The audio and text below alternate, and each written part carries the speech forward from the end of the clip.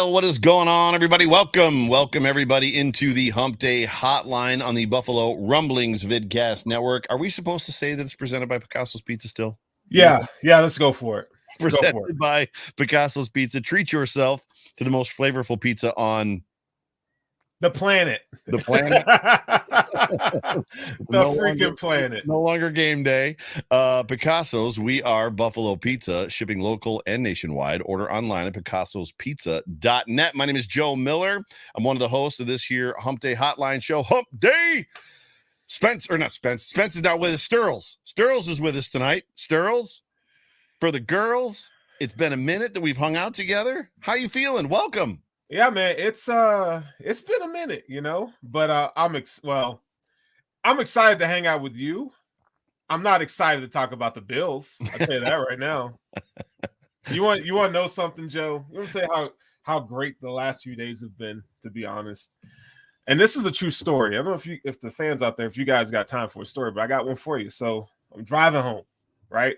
And there is this here in Colorado. There are some counties that allow that have drive-through liquor joints, right? You could drive through and get your liquor. Wait, you can't open it though, right? Well, you do what you do. Okay.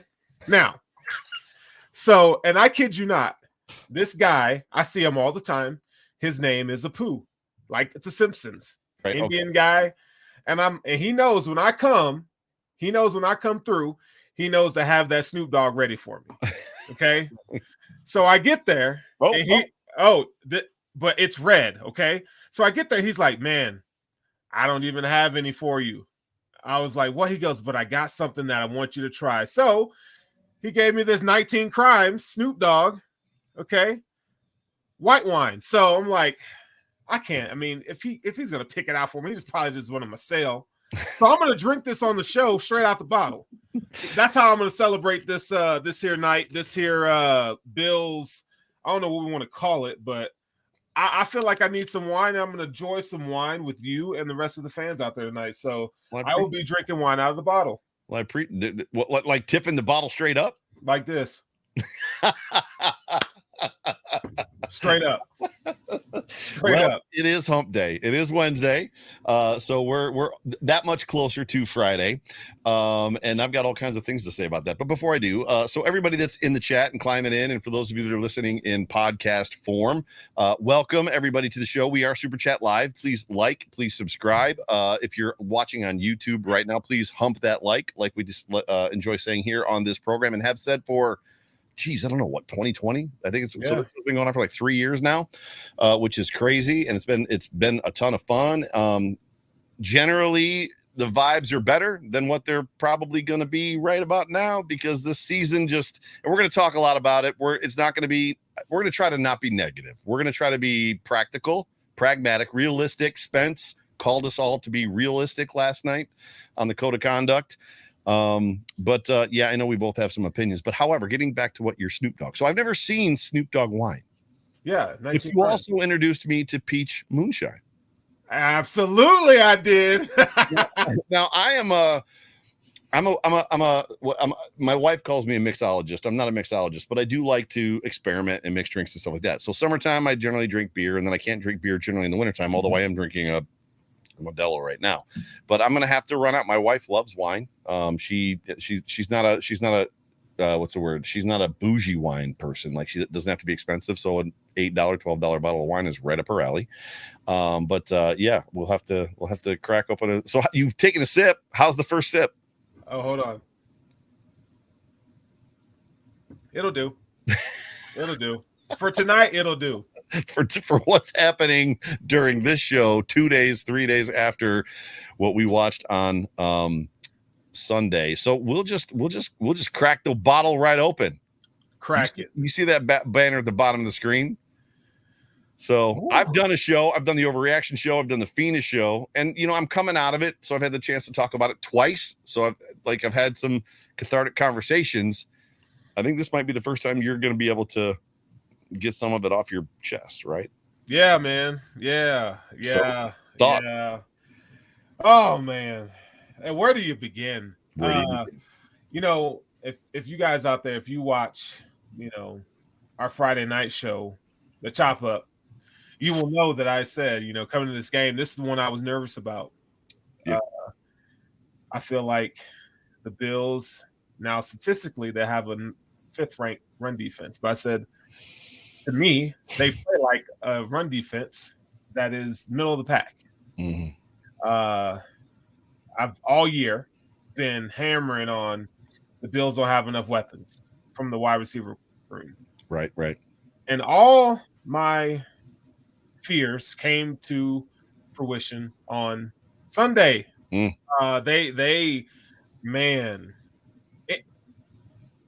shit the bed. I mean, there's no way to put it.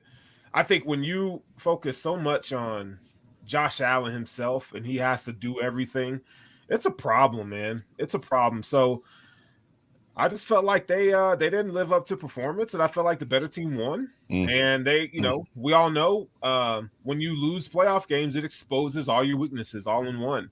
And the Bills were exposed. They were outcoached. Yep. I feel like, Joe Burrow. I'm not taking anything away from Joe Burrow, but let's be real. There was not a throw that he made on Sunday that was like, oh my God, like that. You know what I'm saying? It was Mac Jones 2 weeks ago. It was the dude from Miami, the third stringer. Is it Sterling? What's his name? From the Dolphins. It's irrelevant. It doesn't even matter. But same thing. Like don't matter. Mac Jones looked better in the last game of the season against the Buffalo Bills than he has looked his whole entire career. But he was also throwing to wide open wide receivers all over the football field. Yeah. Huh. All over the football field.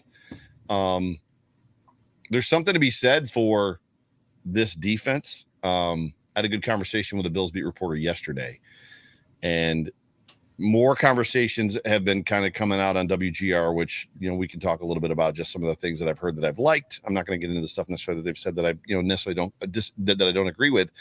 But there's just this hubris. There's this hubris about the Buffalo Bills and their defense that we're just going to put our nickel 4-2 out there, and it doesn't matter what you do. We're not even going to try to take anything away. We're not going to stop you from doing the best thing that you do. We're just going to put our defense out there. So, and the perfect example is the Miami Dolphins. You watched the 49ers find something that worked and basically beat them with it. You saw the Chargers double down on that and make them look silly. The Dolphins in that Chargers game, Tua was dropping back and recklessly throwing the football to open green spots on the field, hoping somebody would just show up in the moment. Like, it was awful. And then they come into Buffalo and the Bills play a nickel 4-2 off coverage, let him run all over us, and basically Waddle's running down the field by himself. And that's literally what they did in this game. They literally were like nickel 4-2. You know what this looked like? It looked like a Dick Jauron led defense. A little bit. That's what it looked like. Yeah. You got corners playing 7, 8, 10 yards off the line of scrimmage, just giving them free access, letting them run all these underneath routes. And when they did throw deep, they got you deep. Yep. They had no answer, and it's like, so part of me, before the game started, I'm like, man, I think it's going to be to the Bills' benefit that they didn't play when DeMar got hurt. Looking back now, obviously, if DeMar didn't get hurt, that would have been the perfect medicine for the Bills to just get walloped, or at least learn how to beat them, right? Right. Yeah.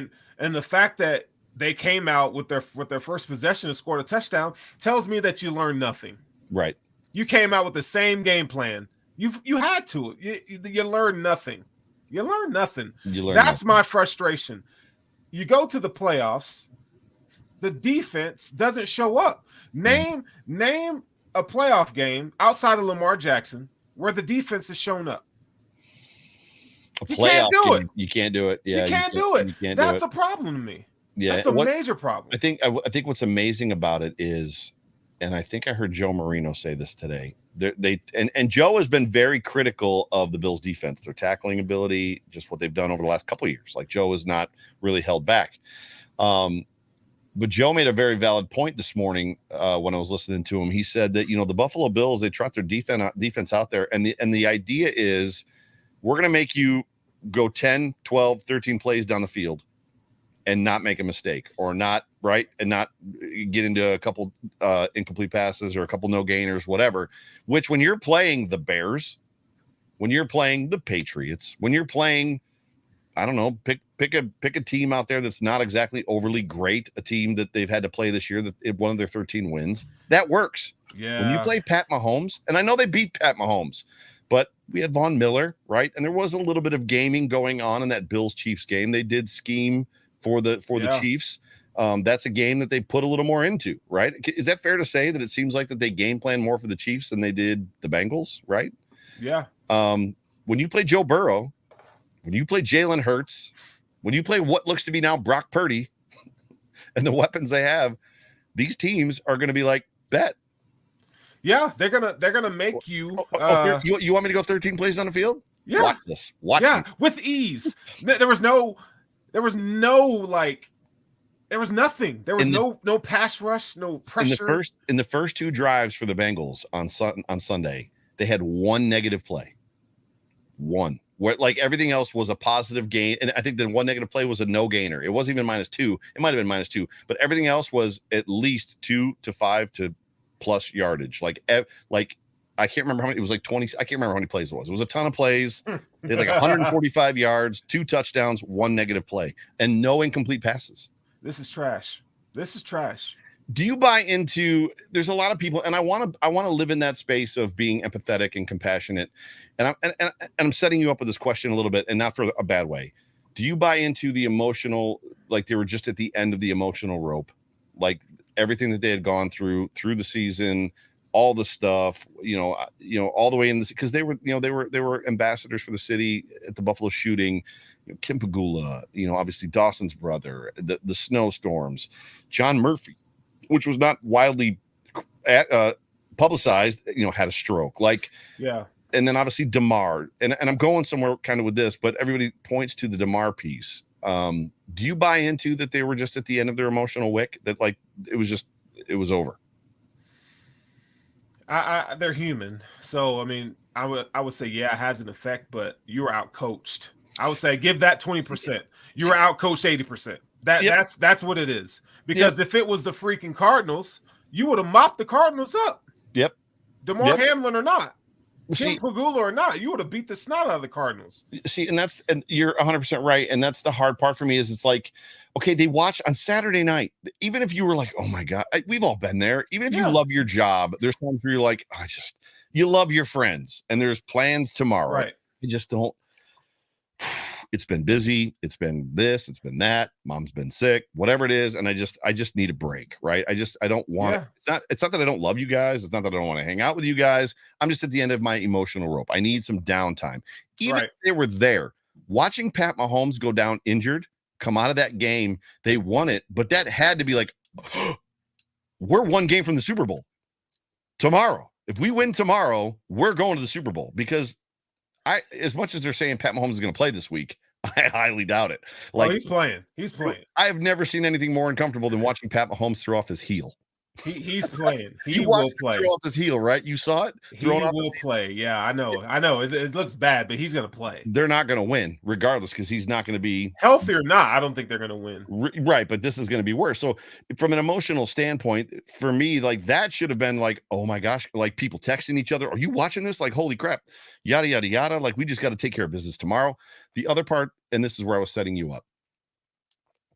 The people that I've talked to, and I appreciate the people that I've gotten a chance to talk to kind of privately, both in DMs and in person, just about the Hamlin situation and what they witnessed.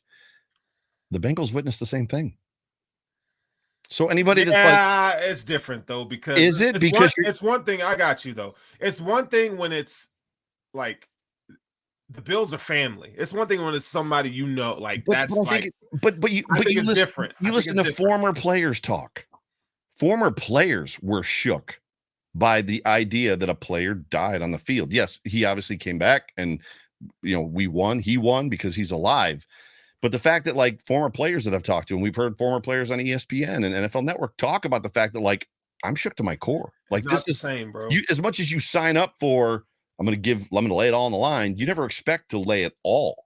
For sure. But then why have training camp? Why battle in the trenches with your brother right? Yeah. When the Bengals weren't at St. John Fisher this year, hanging out with DeMar Hamlin and the Bills and practicing fair. every day. And, That's fair. DeMar Hamlin's first day from, as a rookie coming into the building for the first time, meeting Trey White and the guys. And, no, man, it's different. Like if you and me are brothers, but my mom died, right? It's going to hit me differently. It's going to hit you differently. But if we're, and there's people in the comment section which are agreeing with you, and that's awesome. Like I appreciate that there's more people that are kind of that are validating your side of the argument and telling me that what I'm saying is probably not accurate. I'm good with that because it's valid. It's right. valid, That's what this conversation is about. I don't think the mom analogy is as good. It's more about being in a situation, the person, and we both watched a traumatic event. For sure.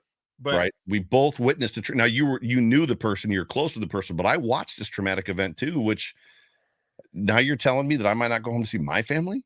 Right. I mean, at the end of the day, talking about that emotional narrative, and we'll never know. And we never should probably know what the players are going through and what the coaches are going through. And from a headspace standpoint, the counseling that they might need, right, or that they've been getting, as far as that goes, is because what they're watching valid. and mental. Marshawn Lynch, take care of your mentals.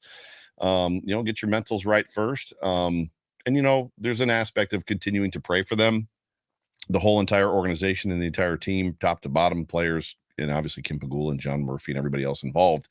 And Dawson Knox, who lost his brother this year, but just tough, man.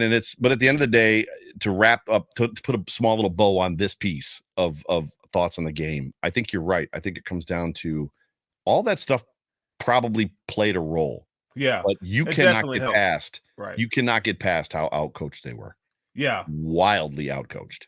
And here's my plea to Bills fans is that don't let that wash over you. Like don't get so wrapped up in the idea that, well, it was all these external factors as to why the Bills had no juice at the end of the season. Mm-hmm. I do think it's a bad omen when you're predicted to win the Super Bowl and have, teams play their best football against you each and every week. But don't let it wash over you. The Bills were out-coached. Yeah. That's all it was. They were out-coached. Yeah, big time. They went down 14-0, and this is a team that's not used to playing from behind. Yeah, very much. Well, they've had to overcome, right? So they're used to shooting themselves in the foot. And I don't mean like, we let up a touchdown or we had a broken coverage, like shooting themselves in the foot, turnovers, having their foot touch a punt, getting blocked into a punt, like crazy, stupid things, botch snaps, like all kinds, like they've hurt themselves and they've had to overcome that stuff. But to your point, I mean, they haven't really had to come from 14 down. Yeah, right? they really, so I don't think that they, and the weather didn't help. Hashtag Team Dome, if you will. The weather didn't help them. And, I hate to say it, but I think this is where some of that entitlement comes in, where they just thought that they were going to come out and they were just going to win the game. Yeah. And I tell you what, man, it's I'm not here to be to coax everybody's emotions and feelings tonight. I'm going to speak my mind. I'm going to speak the truth. And Joe, I'm a guy that I'm real, and I always speak the truth or what I think is the truth. And I praise the Bills, but I've been critical of some of the things that they've done, and I think fans should be too. Like, if you're a fan, you should be pissed. Yeah. You should be pissed. The Bills owe you an apology. Yeah.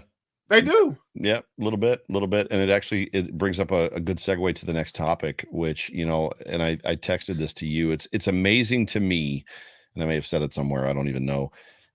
It's amazing to me how quickly this roster went from being one of the most complete in the league. This is one of the most complete, you've got Josh Allen, you've got Sean McDermott, you've got Brandon Beane, and oh, by the way, you've got this roster that's like totally complete, to literally you finish the last game of the season. And it wasn't just the last game of the season was the nail in the coffin. It was like, oh my gosh, everything we fear is true.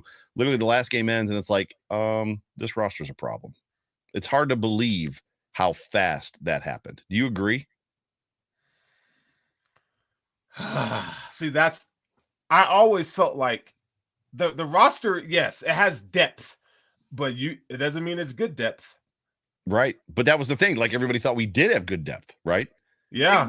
So training camp. I'll paint a picture for you, and we could break this into wide receiver talk, because I know we want to talk wide receiver. No, yeah, whatever. Yeah, training camp, we're all like excited. Gabe Davis coming out of the AFC game, the divisional playoff game last year, and he can make it to number 2, and everybody was on board. And Khalil Shakir looks good, and Isaiah Hodgins is looking great in camp, and everybody's looking good in camp, and like no Beasley, but no problem, right? All that kind of stuff.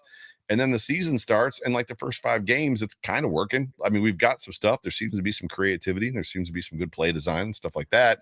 And then all of a sudden, it's just like Gabe Davis can't catch footballs. Like it seems like they're forcing Khalil Shakir into the lineup, and he's not maybe ready.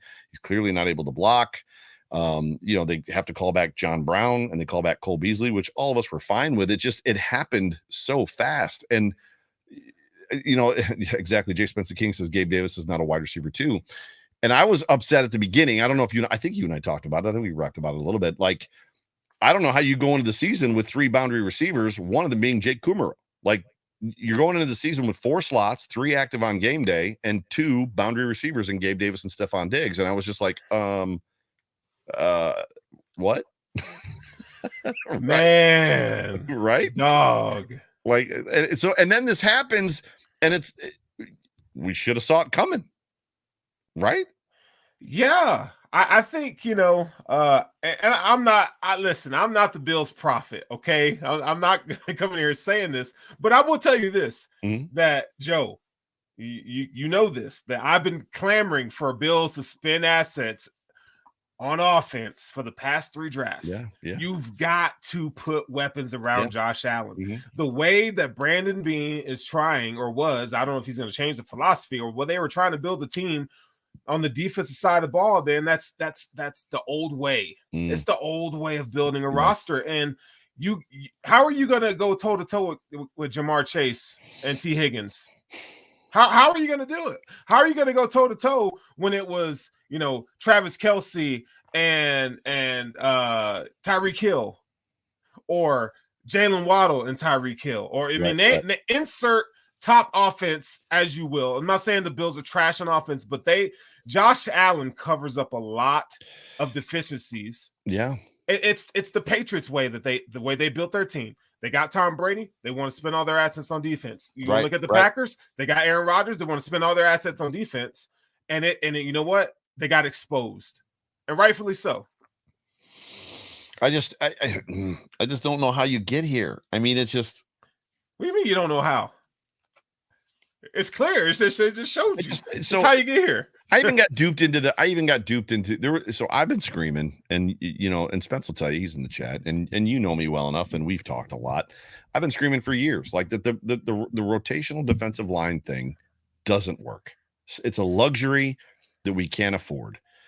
48%, 52% of the snaps, first round pick Ed Oliver, first round pick Greg Rousseau, second round pick AJ Epinesa, second round pick Boogie Basham. Are we going to try, Star Latulele at whatever it was, $20 million, $18 million we were paying him.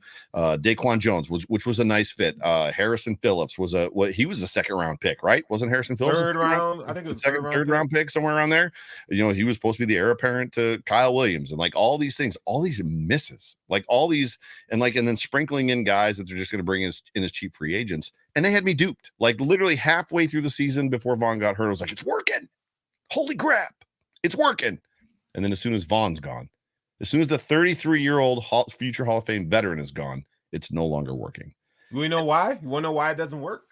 Because Von Miller is actually a real threat. Right. You actually have to double team Von Miller. Right. You don't have to double team Ed Oliver. You don't have to double team Greg Rousseau and miss me with AJ Epinesa and Carlos Basham. Miss me all day with that. Them dudes, trade their boy. Hey, I'm telling you right now, I would trade their butts in a heartbeat for late round picks. But it ain't working. You're right, but there's a dream world out there. We all do it, and we've done it in our lives. If the ideal thing would be this, and then you do it and it doesn't work. How long do you do it before you're like, yeah, that's probably not very ideal? You change it now. 4 years into this thing. But the problem is, and this is to their detriment, McDermott and Beane, they like to stick with their guys, and they don't move off of their guys when look, man, the business is failing. The baby's crying. It's time to move on. And the Bills, they're just like, we're gonna ride, and I appreciate that from them, where they want to ride and they want to see it through, my boy. Right. But it ain't working. I just don't know at what point you've got. I mean, it was $50 million, right, before Vaughn got here. So I don't even know what the number is that they've got invested in that defensive line now. Ed Oliver's going to be $10 million next year, unless they move him. I just, it's going to be a huge number. At what point are you like, no, we're going to go 80% of the snaps, Daquan Jones, right? If you keep Ed Oliver or Tim Settle or Jordan Phillips, right? Greg Rousseau, Vaughn. 80% of the snaps. Go get them, boys. Doesn't that sound? Let's just try it. We've had 4 years of the other, and listen, they might not have a choice but to do that, because listen, you got to get rid of those guys I mentioned. They do nothing. They do nothing. They are rotational players, right? Yeah.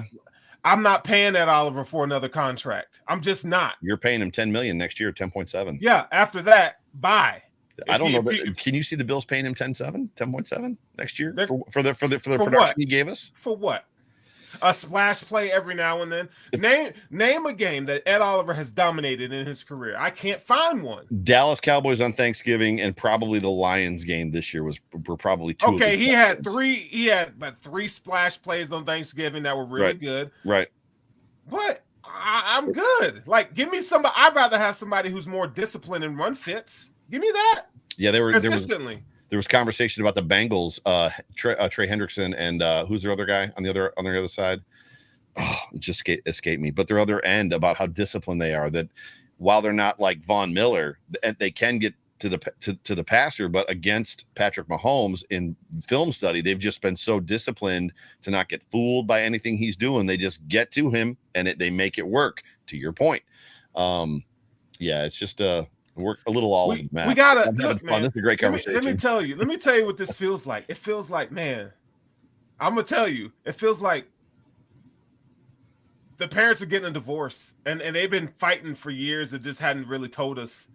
And now it's like, man, I'm 21 and the veil has been ripped off my eyes, and now I see this is exactly what it is. I'm telling y'all, man, I am not here to be negative. I'm here to tell you, open your eyes. I am so done drinking the Kool-Aid. I am done drinking the Kool-Aid, because the Kool-Aid is we get to watch that was Sunday. Drinking the Kool-Aid was Sunday. Right. Drinking the Kool-Aid was the defense that showed up against Kansas City last year. Right. Drinking the Kool-Aid was getting blown out in Kansas City the year before that. Right. Drinking the Kool-Aid is getting beat by a trash Texas team that didn't belong in the playoffs when you were up 16-0. That's drinking the Kool-Aid, man.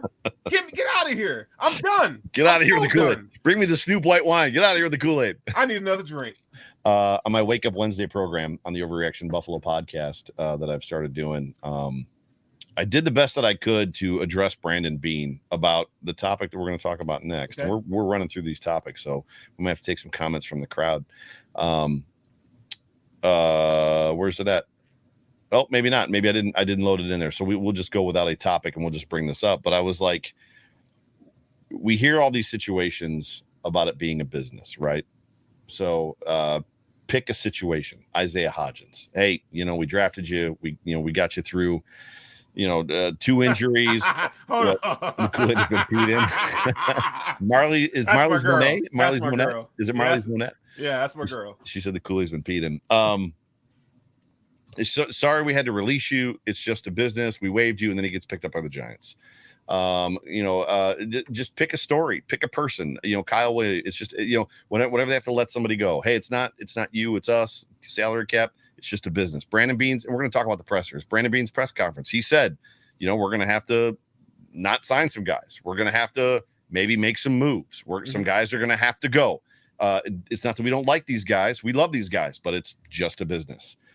That's the ringing thought, right? When you talk about football as family and the Bills are a big family. However, when somebody's got to go, it's just a business. It's not you. It's just the business. And when you look at Brandon Beane's last 4 drafts, and I'm going to break out a lot over the next probably month or two and kind of dig into that stuff. And then you look at the free agent signings he's done. Mm-hmm. As much as we call him Big Baller Beane, there's an aspect that there's some we need to stop getting base hits and start hitting some doubles and triples and home runs with some of these draft picks. Because the reality is, and this is what my podcast say that again, Joe. Say it again. I said they got to stop getting base hits and need to start hitting some double triples and home runs with some of these draft picks. Because what I said in my podcast today was, Brandon Beane, I love you. And the fact that you sat at the podium when somebody talked trash about our city and teared up, which means that you're one of us now. Like, you are Bills Mafia for life. However, if you don't start doing better, it's just a business. Like, I'm sorry. Like, you got to go, right? Like, isn't that how this works? Like, at some point in time, we've got to start hitting on some of these first, second, and third round draft picks.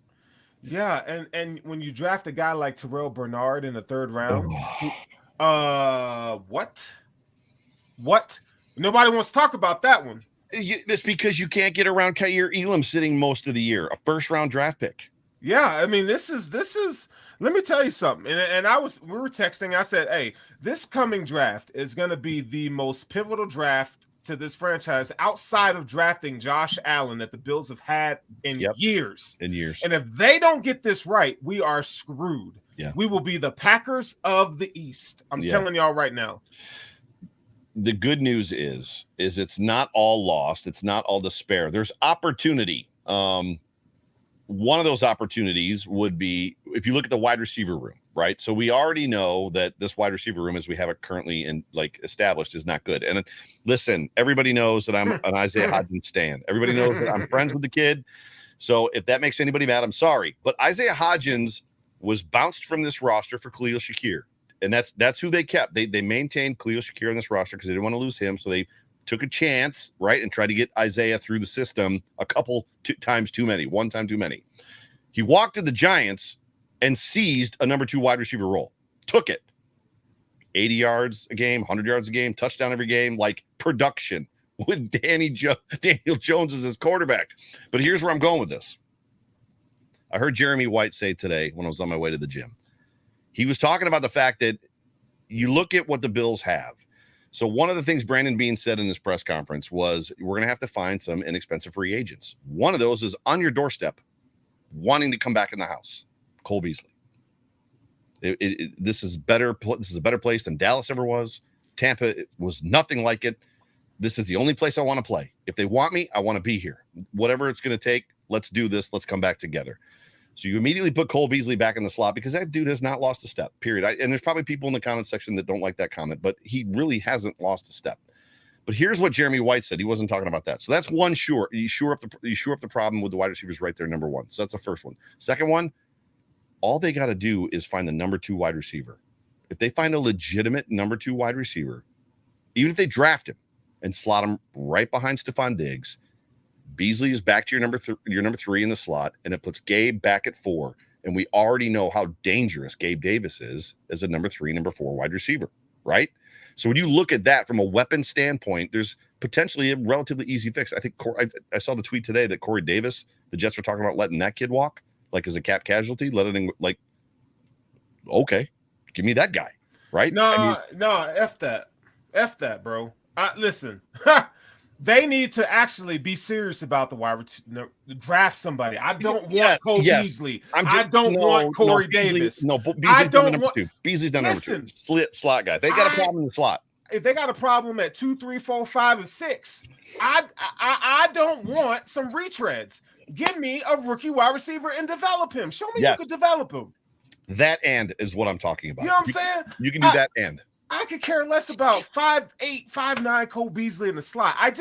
He's an older wide receiver. Diggs is getting older. That's the problem with us Bills fans. We're just like that. We've adopted the McBean kind of draft philosophy and free agent philosophy is just take these dumpster diver guys and plug them in. Isaiah McKenzie. I'm tired of that, man. Quentin Jefferson. Go show me how if you want to draft, develop, and resign, then draft, develop and resign a freaking wide receiver. I'm tired of it.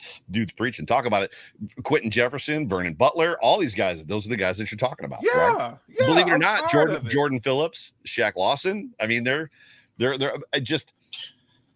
I get the premise of what you're saying, and yes, to your point. And the funny part is like there's guys there in the second round that they can get. It's not out. They don't have to be drafting somebody 7th or 5th overall and get a Jamar Chase. They can literally get a guy second round. It's just my only point was, and however you want to slot it, whoever you want to, maybe Jamison Crowder is that guy. Jamison said he wants to come back. He played this year on a $1 or $2 million deal. Maybe he's one to take that. I would be okay with signing Jamison Crowder, even though but he's never healthy. He's always been injured. Availability is the best ability. So I'm just saying, like, however you want to slot it. The point I was trying to make is if they can find a legitimate number 2 wide receiver, it changes the complexity and the dynamic of that entire wide receiver room because it pushes, and we all love these players. It pushes Gabe down the depth chart, right? Absolutely. And that's what's got to happen. You know what needs to happen, Joe? What? Not to cut you off. No, you're fine. Put Khalil Shakir in the damn slot. Find a number 2 wide. He plays in the slot. He plays. But play him in the slot. That play him in the slot. The reason that Cole Beasley was brought back to this roster is because Josh can't trust that Khalil is seeing the defense the way that he does. So he wasn't where he was supposed to be. Sorry, y'all better figure it out. Y'all better figure it out. It's the blocking thing. Khalil has great talent. He can catch the freaking football. But like they keep doing the Gabe Davis, they line him up on the outside. They call that audible. He comes to the inside to block, and then he gets completely destroyed. It's like why do we keep doing this? He can't block. You guess what? You know what fixes that?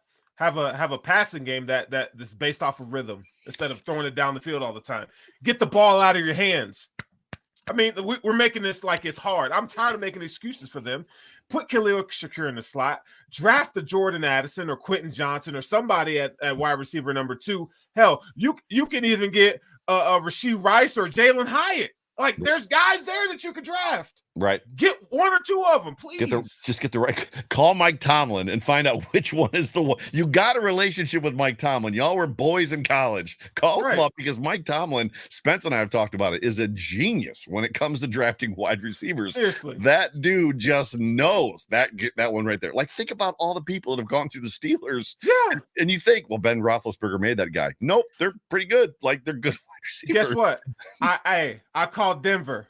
I'm like, hey, baby, I'm going to give you a second for Jerry Jeudy. Oh, dude, yeah. I'd rather cash me outside. I'd rather have Cortland Sutton, but I'd take Jerry Jeudy. Give me Jerry Jeudy next to Stephon Diggs all day. With Diggs for sure. But it's just interesting. I mean, other areas of the roster, I mean, for you that are gonna have, I mean, the offensive line, people are chirping at me about, like, it doesn't matter what wide receivers you have if you can't block. Clearly, that was man. Anyway, yes, they were talking about wide offensive line. Beane was as well. What are your thoughts on that? Like, Roger Saffold, I wanted him to work out. He's another one of your retread guys. Been in the league a million years. Got him really cheap. 35. Wanted to win a Super Bowl here. Went to the Pro Bowl. Blocked for Derrick Henry. Yada yada yada. Came here, and either he doesn't get the system doesn't fit him, or he just wasn't the guy. Yeah, I think they need help at offensive tackle. The Spencer Brown experiment for me is over. I'm tired of seeing him get worked all the time. My man's get worked all the time. And I know that, Beane and McDermott, they're not going to come out and say that he sucked, but he sucked. He sucked this year. He sucked. Well, listen, I'm not the bearer of bad news. I'm just trying to wake you up. Yeah, no. Yeah, I'm awake on it. I'm just, put him at guard. The question is was he healthy enough? I'm tired of excuses, bro. If you can suit up and play on Sunday, you're healthy enough to play. That doesn't mean your technique is bad, like it usually is with Spencer Brown. Well, Dion isn't exactly a technician master either. But Dion's better than right tackle. Well, Dion is a perfectly top 10 to 15 offensive tackle. We know that. We've known that. It's just Fina Talk criticizes his footwork. It was funny because Dion's mom was at the Bills Mafia house for the tailgate on Sunday, and John met John. We all got to meet her, which was fun. And I made the comment because they had already been talking. I was like, "Did John introduce himself really to you?" And she's like, "No." And I was like, "Well, your son plays left tackle for the Bills, and that guy played left tackle for the Bills for 10 years during the Super Bowl runs." And then it just got them talking, and John was just talking about how he's got a podcast, and he, with a smile, he did it very graciously. He goes, "Your son sometimes drives me crazy." Oh man. She's like, he drives me crazy too. It was a cool moment. Like, but you can win with Dion. You can Yeah. win with Dion. Yeah. But hey, man, look, Spencer Brown gets worked. Roger Saffold gets worked. And you know what pisses me off about the whole thing? By bringing in, I mean, I was excited about bringing Roger Saffold because I thought, okay, this is a Pro Bowl left guard. Like, he can come in. That you took Ryan Bass from a position that he was comfortable with and stuck his butt at right guard.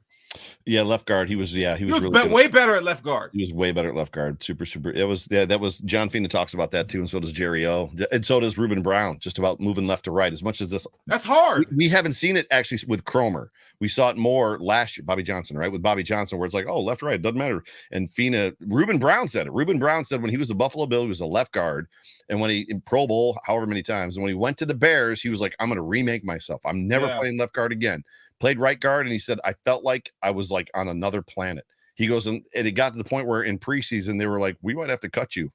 Yeah, your leverage points and your feet all jacked up. So we went back to left guard, and he's probably going to go to the Hall of Fame someday, right? I mean, it's just funny how that happens. Let's talk real quick just about the postseason pressers. So did you catch all of them, some of them? Which ones did you catch? Which ones did you I caught a little bit of both. I got listen, man, I got kind of frustrated. I'm tired of hearing the same I'm tired of hearing the same stuff. I thought there was some different stuff this year from Brandon Beane. Who did I send it to? I sent a text message to, it might have been Spence. I think I was talking with Spence about it. And I was just like, I'm not looking forward to the question, about Ken Dorsey or Leslie Frazier. Is it time to move on? Do changes need to be made? Blah, blah, blah, blah, blah. To which is like, well, we go into every offseason the same way, evaluating every player and every coach on our staff and blah, blah, blah, blah, blah. And they literally did. That's literally what he said. The things that were different to me was we're going to do our best to field a competitive team. I was like, what? What does that mean? Like, we're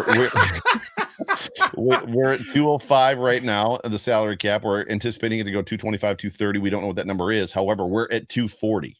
So the salary cap, even if it goes to 230, we're at 240, and we haven't even signed a single free agent on our own roster yet.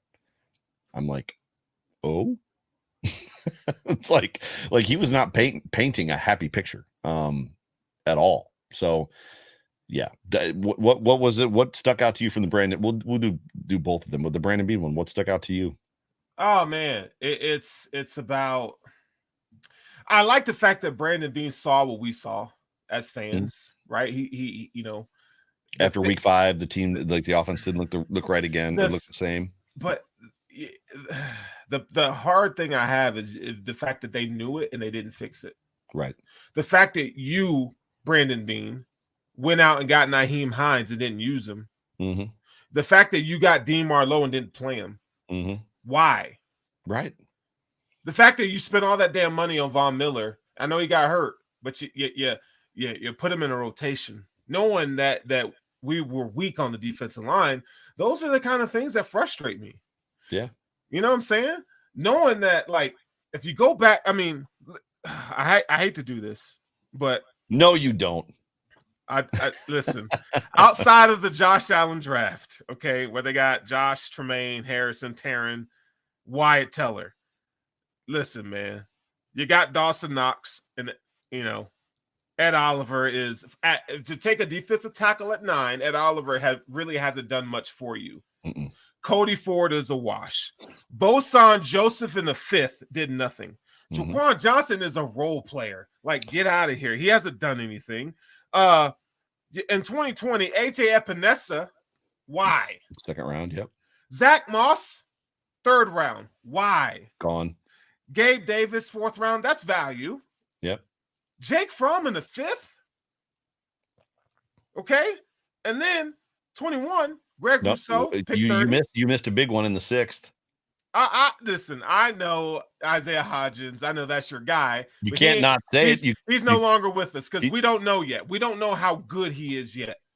I agree with that. He's playing wide receiver 2 by default. His draft, they have to throw him the ball. His draft report was he graded better than Gabe Davis, and the only reason that he fell and everybody knew he was going to fall was because he had the shoulder injury and he was going to miss his rookie year, and he did. And I've said this for years. Part of his problem, he can't beat press coverage until this year. He hasn't shown that he could do that. So he's Has he had a chance to? Bro, if you don't think if he could do that at practice, you don't think he could have done, you know what I'm saying? He wasn't doing it in their practice. Well, I can tell you firsthand that when he got to the Giants, Brian Daboll called, I forget, what's the wide receiver coach's name? Coach, whatever, and asked him what he's good at. So what is he really good at? Catching the ball. But my point is like I think there's an intimacy problem when it comes to some of these rooms, right? Yeah. So I think there's an aspect of like, I don't know that Daboll and Coach McDermott really knew what he was bringing to the table, because I mean, he's on, what is he? He's on the scouting team, right? Yeah, he gets to run some practice. The Bills missed on that. I'd rather have Hodges than what's his name? God dang, Isaiah McKenzie any freaking day of the week than Kumaro any day of the week. Different wide receiver, yeah, for sure. Well, different skill sets, but Kumaro's bringing special teams skills, right? So I mean, and you know, that is one of the big knocks on Hodgins is he doesn't play special teams. Okay, cool. Neither does Stephon Diggs. Boogie Basham. And I hate calling him Boogie. Your name is Carlos Basham. You're not Boogie, because that's a cool nickname, and you're not that right now. Yeah, like Chad, you got nothing. Chad Hall, by the way. Thank you, Sarah. You got nothing in the 2021 draft except for Greg Rousseau. Mm-hmm. And he's not even really an impact player. He's solid, and the jury's still out on him. Right. But the rest of these guys can't play. Let's be real. Sorry. 2022. Kyrie Elam, James Cook, and Khalil Shakir, Christian Benford. So this draft that they had last year might be okay. Might be, but the past three, they were trash. We'll see. I mean, it's No, not we'll see. Yeah. you agree to that because it's trash. I'm excited about James Cook. This draft is fine. Let's not even talk about this draft. Let's go 21. But I think you have to talk about this 2019. Draft. You have to wonder, and they used to draft for players to play, right? And now they're drafting, it seems like their draft board changes to where who's got upside that might not be ready yet. When you look at James Cook, who never had more than, 12 or 14 carries in his college career, right? Why? So, I mean, it's 14. He never had more than 14. He had 12 twice, I think, something like that. And clearly he was swimming. He was lost on that football field the first 5 or 6 weeks he was out there. Was he though? Yes. That's I don't think so. The game looked way too big for him. Bro, running back position is the easiest position to come in and play. You mean to tell me that James Cook couldn't come in and do what Devin Singletary does? There's not reports. There's people out there that have said that he has changed from when he first got here, his study, the way he's preparing. What rookie doesn't? Hang on. Correct. Hang on. But literally go back and watch James Cook weeks 2 through 4 versus, hang on a second, let me finish, versus weeks 13 through 16. You're talking about a running back that would get the ball and was almost skittish. If the ball got to him, he was kind of like a little bit frenzied with it.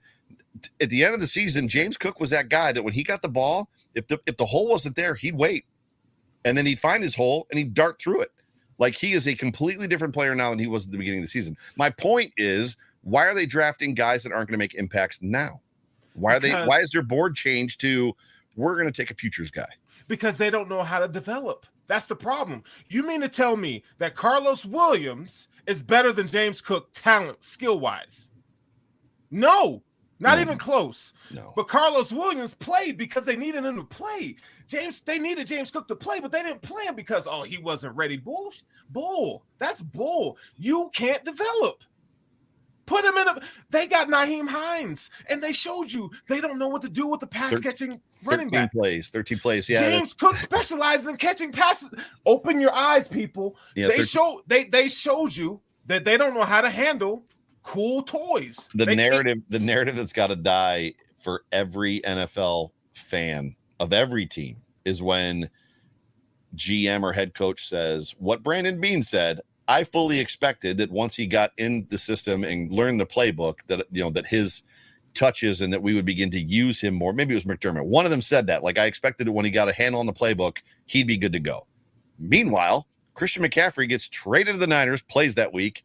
Baker Mayfield gets picked up by the Rams off of waivers. Thank you. Plays and wins a football game. You mean the running back for the Atlanta Falcons, Tyler Algier. Right. James Cook's skill set is better than his. Yeah, so he was a better pick than James. No, it's because the Bills don't know how. They don't know how to use them. How do you fix it? They're just like, oh, they don't want to play the guys. Right. Khalil Shakir is better than Isaiah McKenzie all day long.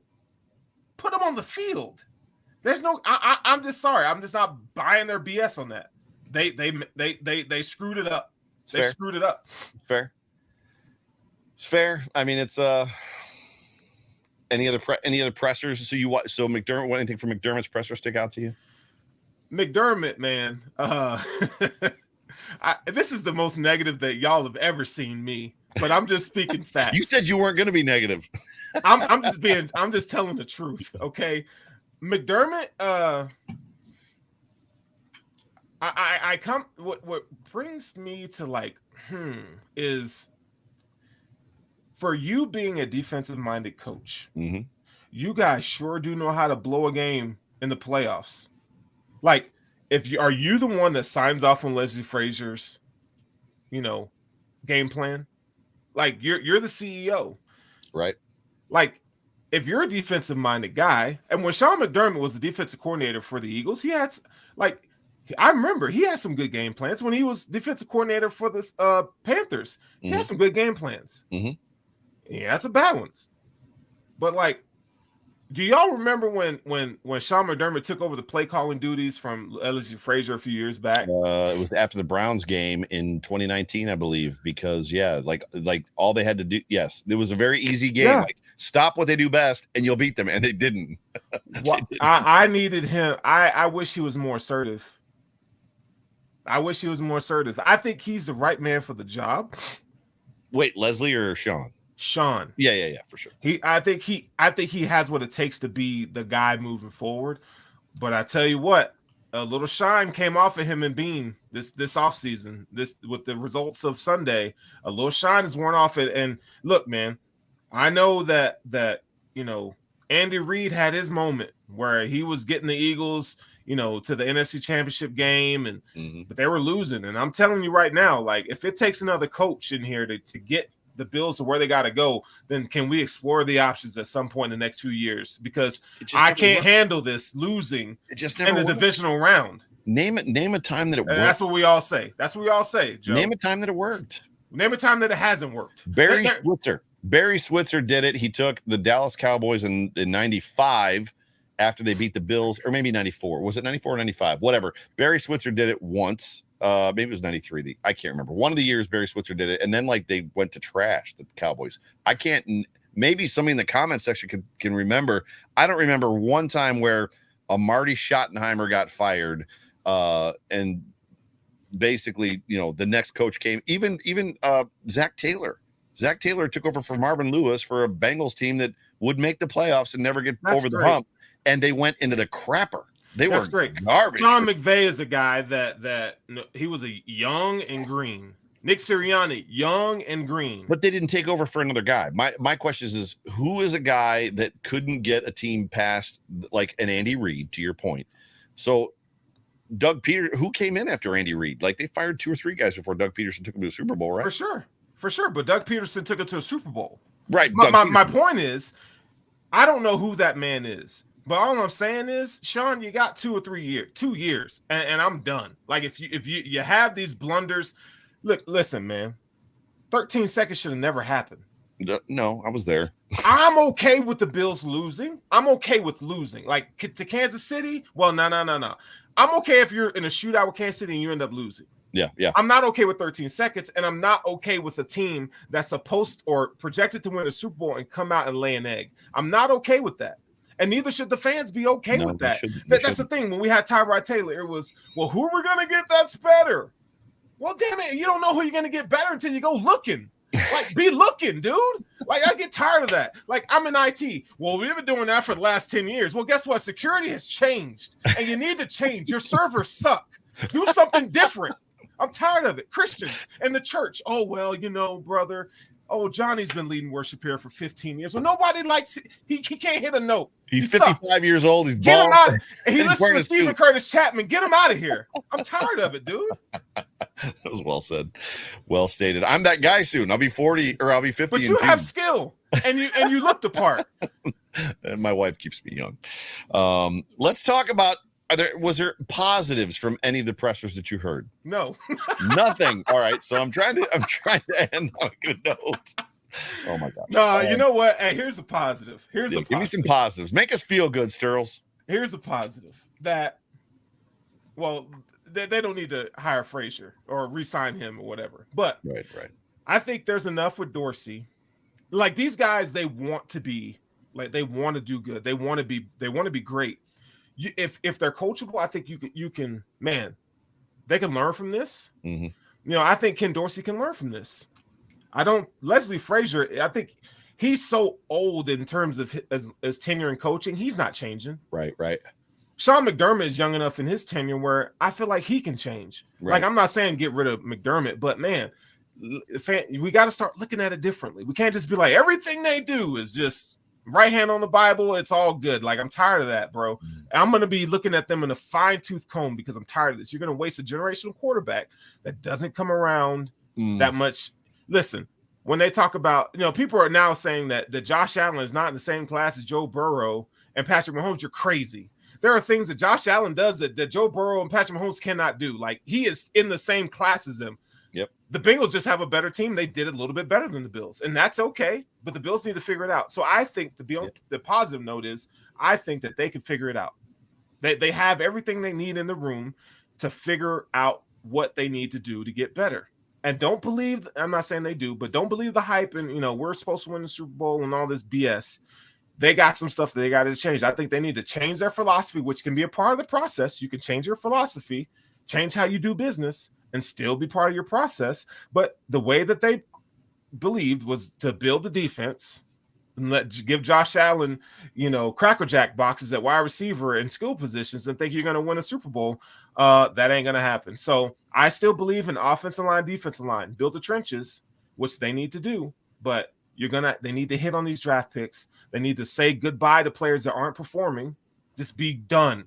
Get rid of them. So 1, 2, 3, first round, second round, third round. This team needs a wide receiver. They need a running back because Devin Singletary is gone. You're not going into next season with James Cook and Naheem Hines, and that's it, right? I mean, I draft a 5th, 6th round running back, man. Just a guy somewhere. I would draft. I think you got enough. I think James Cook's shown you that he can run between the tackles. He's not a power guy, right? But I think he's shown enough that he can get the job done. So then I'll go first and second because you're saying you're drafting a running back in the 5th or 6th round. So first or second round, where are you drafting a lineman? Where are you drafting a wide receiver? First round lineman, guard, left guard, right guard. So if I'm the Bills and I'm drafting in the first round, okay, I gotta see, if Jordan Addison's there, I'm not passing on him. The wide receiver out of USC. If we're talking offensive tackles, Paris Johnson is a guy I really like. Andrew Voorhees from USC is another guy I like. Hell, DeJuan Jones late in the first, I would take him as an offensive tackle. Anton Harrison, maybe he's probably an early second round guy. Jalen Hyatt is a second round guy. I mean, there are guys here that you could take. You could Osiris. There's the kid out of Florida, interior offensive lineman. I mean, there's lots of guys that you can take here that I feel like could be impact players. Zay Flowers, you could probably get him in the 3rd round, wide receiver out of Boston College. Osiris Torrance is the name I was talking about. Hell, I would take him in the 1st round. Right. Like, yeah. I mean, there's names upon names that I can, drop on here, but I'm telling you, you better not go into the round 1 and pick a defensive player. I'm rioting. I'm telling you that right now. It better not happen. They go edge. I'm telling you, bro. DT. Linebacker bro, DT. Stop. Hey, when we were doing the draft special here at Buffalo Rumblings, when they drafted Terrell Bernard, I was like, what? Right. Is that like a typo? Are y'all for real? Right. Like, he ain't it. I'm telling y'all right now, he's not it. But how do you know he's not on the field? You listen, used that bro, argument I'm earlier. telling you, dude. Like, you don't know what Shakir For a is third because they round don't put him on the pick, field. no. You don't need 3 years to evaluate him. No, he ain't it. You'll 3 see years. it. It's been 1. No, I'm telling you, it takes 3 years before you really get a good grasp on a player's impact. I'm telling you right now, he ain't gonna be it. We could talk about this in 2 years from now, and I'm gonna tell and then be like, Sterls, you're right. I'm like, damn, yeah, hell yeah, I was right. I told you he wasn't nothing. He ain't it. Well, that hour flew by fast, my friend. So Sterls was preaching the whole time. This is the first time you've gotten the opportunity to talk, right, about what happened on Sunday, like publicly. Have you been? I was on another podcast. Oh, you were? Okay, gotcha. But I didn't get to go in like this. Gotcha. Okay, gotcha. Well, my guy Sterls, tell everybody where they can find you, what you're going to be doing for Rumblings this off season, all that good stuff. Yeah, so I will be doing intentional grounding. Now this is the off season. It's my favorite time of the year. Yes. We talk about free agency, talk about the draft, just trying to watch film and kind of get acclimated to guys who the Bills can pick. When I drop intentional grounding this week, you're going to hear a lot of the same stuff and me just ranting about what happened in this game and what the Bills can do moving forward. Right. I'm going to be at the Senior Bowl next week. Oh, Jay awesome. Spence is going too? Yeah. Oh, nice. You guys have a good time. Yeah. So no, man, we'll be down there chopping it up and trying to see what the Bills are going to do. I mean, there's going to be some really good guys at the Senior Bowl. Sarah's going to be there as well. Oh, nice. I'm not trying to throw out everybody's location or anything like that, but I just feel like only I get in trouble for that. No, I'm just saying in general. We're gonna be down there chilling, man. But this is the best time of the year for me. This is what I love to do the most. Awesome. is to talk about these prospects, talk about dream a little. # Wildest Dreams Land. Yeah, we're gonna have to go there this year. So that's where you can find my work here at BuffaloRumblings.com. I'm excited to be here. Thanks for having me on the show. Anytime that you need me to come in and just talk my ish, I'm here, ready and available. Well, we appreciate it. Carl Tommen sends a super chat. Carl, thank you for being a part of the show. He says he's right there with you. Love to see the Bills pick Paris Johnson Jr. at 27. Thoughts? Break that down. Yeah, Paris Johnson is why'd you do that to me? Because he's a guy at Ohio State. Go Blue. Go Buck. I think he has good functional strength. I feel like, I don't know if offensive tackle he might fit in better at guard, but this is a 5-star recruit, man. He's been an impactful starter for the Buckeyes for the last few years, man. I think, he's a guy he gets it done in the classroom. I think he's a really good run blocker. I feel like some of his technique in the pass game can be improved. I think with a good offensive line coach, I think he can come in under the tutelage of, our offensive line coach. I think he could be really good. I think he's better than Spencer Brown is right now, to be honest. Day one better than Spencer Brown. Yeah, I think, he has like technical foot quickness, and really good athleticism. Spencer Brown has that too. But I think he's going to take some development. But yeah, he's a guy that, he has really good power. I think that's something that Spencer Brown has power, but I think he struggles at it, that functional strength. So Paris Johnson's a really good prospect, even though he went to Ohio State. If he's there at 27 and the Bills take him, I wouldn't be mad at it. You buying a jersey? Nah. I ain't doing that. I ain't doing that. But That's amazing. Well, I appreciate that, and appreciate you jumping in and subbing in for Spence this evening for this show, ladies and gentlemen. You have been tuned into the Hump Day Hotline on the Buffalo Rumblings Vidcast Network, presented by Picasso's Pizza. My name is Joe Miller. You can find me on Twitter at Joe Miller Wired. You can find that guy Sterling Furrowh at Furrowh Sterling on Twitter, and make sure you take in all this stuff. So where you want to be this offseason is tuned in and keyed in to Sterling and what he's going to be talking about, because he's going to be bringing you all of the information as it pertains to draft prospects and whatnot, and potentially what the Buffalo Bills are going to be doing. Sterling, any final words? I love you, dog, and I love the fans. Thank you guys for listening tonight, and that's all I got. Awesome. Well, for me, for Sterling, for Jay Spence the King, tomorrow 3-man rush with Sarah and Jerry Ostrowski. Friday, food for thought. Is the chop up done? I think we're done for we do our show during the season, so we're gotcha. We're off season now. Yeah, there's a lot of season versus off-season type stuff going on. So everybody tune in tomorrow to see Sarah, who's in the comment section, and Jerry. And but other than that, for Joe Miller, for Sterling, for Buffalo Rumblings, Jay Spencer King, love you guys. Go Bills. Go Bills.